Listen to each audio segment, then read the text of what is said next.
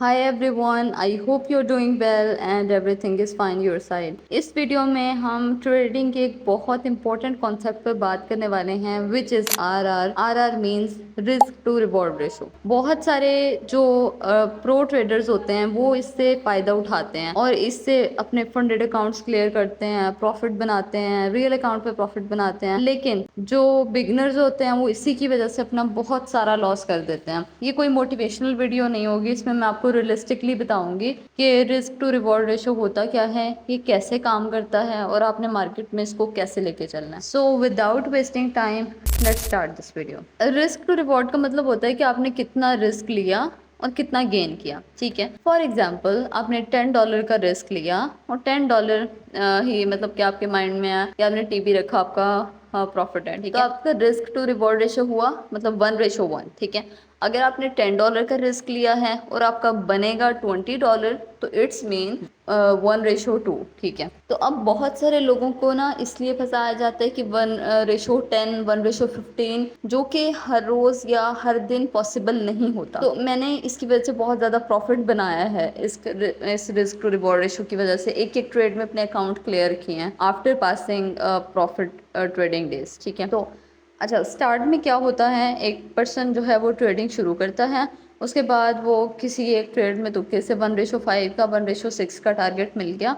उसके बाद फिर वो हर ट्रेड में एक्सपेक्ट करता है कि अब मुझे इतना टारगेट मिलेगा। उसके ट्रेड फॉर एग्जांपल उसका टारगेट है, मतलब कि उसने रिस्क टू रिवॉर्ड जो रखा है उसके मुताबिक अब उसका $100 का प्रॉफिट होना है। ठीक है, अब उसको हो रहा है $40 to $50। ठीक है, लेकिन वो क्लोज नहीं करेगा, वो कहेगा मेरा ये टारगेट है, मुझे ये मिलना चाहिए। अब मार्केट क्या करेगी, वहीं से रिवर्स हो जाएगी, उसका एसएल लेगी एंड देन जो है वो आगे मूव करेगी। तो ये यहाँ से क्या हो गया, रिस्क टू रिवॉर्ड रेशो एक ट्रैप हो गया। तो अब इसकी एक आप रियलिटी समझो कि जो बड़े बड़े टारगेट्स होते हैं ना वो आपको हर दिन नहीं मिलते। अब ये मेरा एक अकाउंट था 10K का, जो मैंने इसको क्लियर किया और फेज़ 1 में भी आफ्टर पासिंग प्रॉफिट डेज मैंने एक ही ट्रेड में इसको क्लियर किया। तब भी कोई वॉर का सीन चल रहा था और मैं फंडामेंटली मार्केट को देख रही थी। मार्केट में जो है बहुत ज़्यादा मूवमेंट थी और मेरे एनालिसिस के मुताबिक मार्केट ठीक जा रही थी और मैंने उसमें बहुत बड़ा टारगेट लिया। ठीक है, और वो भी कम लॉट के साथ, मतलब कि मेरा रिस्क भी बहुत कम था और टारगेट अच्छा था। ठीक है, ऑलमोस्ट जो है वो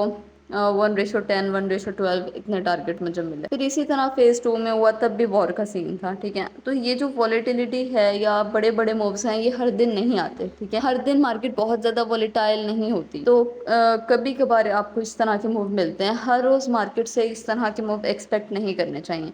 नॉर्मली जो आपको चलना चाहिए डेली बेसिस पे वो 1:1, 1:2, 1:3, इससे ज़्यादा नहीं। ठीक है, वो आप मार्केट के हिसाब से देखो, डेली के एनालिसिस करो कि अब आज मार्केट क्या है, फंडामेंटली क्या है, टेक्निकली क्या है। ठीक है, उसके बाद फिर आप फैसला करो कि आपने कितना जो है टारगेट लेना और अपने आप को बहुत ज़्यादा नॉइजी नहीं करना, बहुत ज़्यादा ट्रेड्स नहीं लेनी।